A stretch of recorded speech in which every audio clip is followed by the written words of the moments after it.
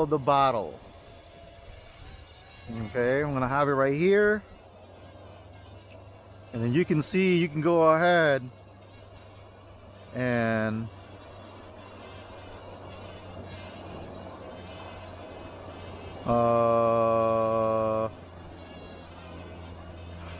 okay, and then I'm gonna have it on, so you guys are gonna go ahead and see the quality of it. Not having a controller, I'm gonna have it over here, and you can see here the problem about this one is the fact that it's really hard for me to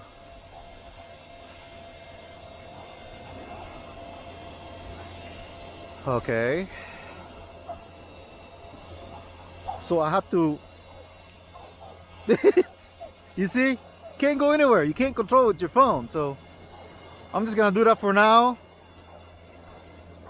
Battery, it seems still okay.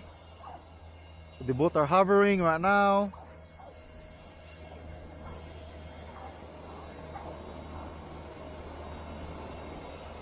Alright, be good and interesting. You see me right here. Okay, I'm having it right there. Have the both controllers here. You know what, I'm gonna broaden up the Tello a little bit. You know, I probably can go ahead and broaden it up a little bit more.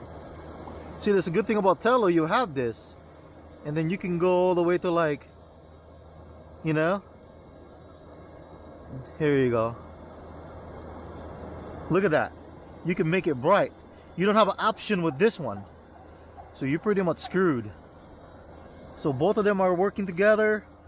The proud thing about this controller, like, you have to have your hand like this if it's on. You know, there's really nothing you can do, or you can look at the transmitter if your controller is on. But you can see both of them are hovering, and